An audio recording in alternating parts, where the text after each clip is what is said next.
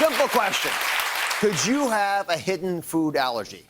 Well, millions of you are walking around with a hidden food allergy that's lurking inside your body and you don't even know it.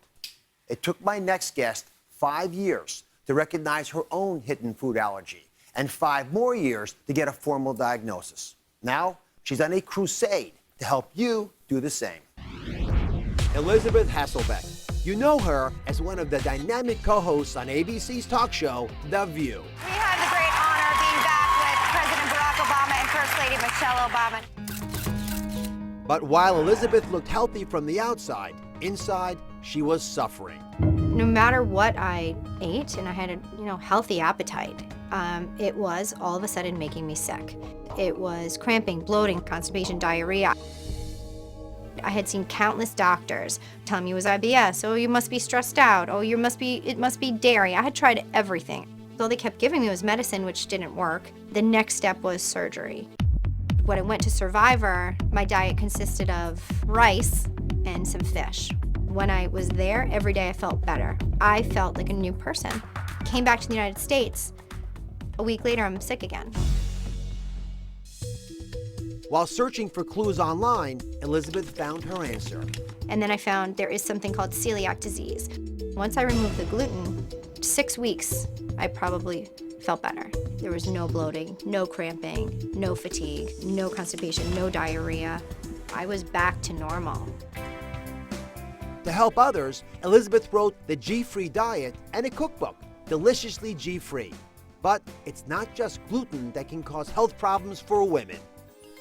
It is absolutely my mission to help women identify their food sensitivities and then proceed toward better health so that they don't have to suffer for a decade like I did.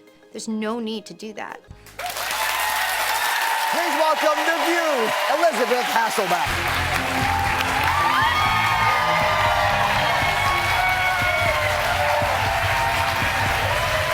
I feel so much better now. You look great. How are you? How are you? Oh, I love having you. Elizabeth. Hi, everybody. Oh, thanks. Oh, I love having you on the show. I love being here anytime. So let me just catch everyone So up. I'm feeling a little sick. You are? No, Well, I just want to talk to you. Well, I love having you here. And bring everyone up to date here. Elizabeth's, you came here today. She's going to sound the alarm on an even bigger issue than her gluten insufficiency, because there are up to 200 million people. That's more than half the population who have hidden food allergies that are making them sick. Yes. So I'd love to start off by understanding why you want to go into this crusade. Why do you feel so passionately about getting women to wake up to hidden food allergies? Well, first of all, I think women in particular tend to deal with their symptoms slightly better than men. No offense, Dr. Oz. I do think that we are used to sort of cycles of our body feeling well and then not and dealing with it. I mean, how many women do you know through the day, right? That say, I'm feeling so bloated. We see this all the time. Well, we have to understand why. And I think that, it took me so long to get a proper diagnosis. You mentioned 10 years before I got a formal diagnosis about my celiac disease. 5 before I started actually doing something about the pain and realizing what it was. I think that what that did was open up the dialogue for me with others about what they're feeling and why they're feeling so poorly, why their body's really not the best it can be, and then what can be done about it. And I think the main thing that needs to be looked at is food. And we pay attention to it with kids. I mean, you walk into a school, what kid has what food sensitivity. They're basically walking around with stickers on them. I can't have nuts, I can't have seeds, I can't have this, I can't have that. Well, we're so hyper-focused on that, which is great. What that should indicate is that, that isn't just about the children. Actually, adults are facing the same intolerances, sensitivities, and autoimmune diseases that the kids are facing. We're just distracting ourselves and not really getting to the bottom of why we're feeling the way we're feeling. Let me dive into your story for a second. Before you were able to get your right diagnosis, which, as you said, took 10 years, what did you think was wrong with you? Oh, gosh. I thought everything was wrong with me. I thought, I'm a 23-year-old girl. Why am I feeling so sick all the time, so bloated, so distended, so fatigued? Everything from my thyroid, everything was out of whack. And I basically was seeing doctor after doctor, and they just kept telling me that I had IBS, which was pure BS. It wasn't that. I wanted to know why. It's like going to a physician and saying, I have a headache, and them saying, wow, here's some news, you have a headache. That's right. So, I just wanted to know why. Not all doctors are like you. I've happened to found some incredible physicians. I'm so thankful for the ones that see your whole picture.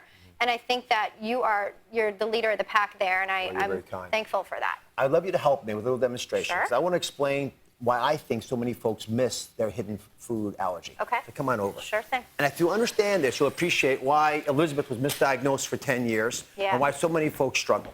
So I'm going to, if you can put your purple gloves on. Okay. Hey, they go with your outfit. That's why and I come everything. here, just for these. That's right. So, in a traditional allergy, and I'll demonstrate this, and you all know what this is like, right? You heard about these. You get hives, you get scratchy throat, have trouble breathing sometimes when Right. they're bad allergies.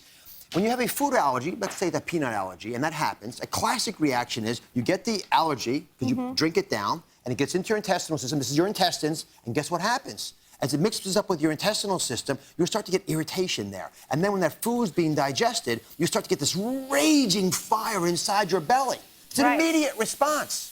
It's not subtle. You know this is not right. You look and say, my goodness, I had that. Right. This happened inside of me. I don't feel good. Your body's reacting and telling you to be careful about this. That all makes sense. And that's a clear sign. So you automatically do something about that, right? Read it. Right. Now, let's talk about what happened to you and what's happening again to 200 million Americans. More than half the women in this country are suffering from this. Wow. Go ahead and pretend this is a hidden food allergy. Okay. Okay?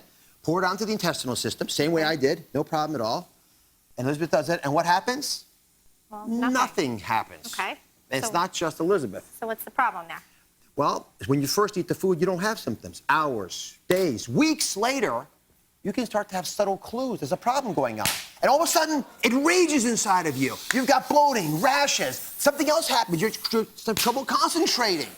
And now all these wacky, crazy things are happening inside your body, and you can't put the pieces together and connect it back Right. to this very innocuous process where you had a little something that bothered you in your intestinal system because you didn't have the reaction you thought you were going to have. But Right. guess what, folks? This allergic response can be dangerous because these raging fires will continue causing a lot of the symptoms that hold you back from being who you want to be. Sure, and it's steady because you don't do anything about it. You don't necessarily think, well, I need to change what I'm doing, I need to evaluate what I'm eating. Meanwhile, this is still happening on a daily basis. Exactly. So it's that daily enemy that's getting into you that you got And to you worry about. keep drinking it. You keep poisoning yourself. Yes. You don't realize it.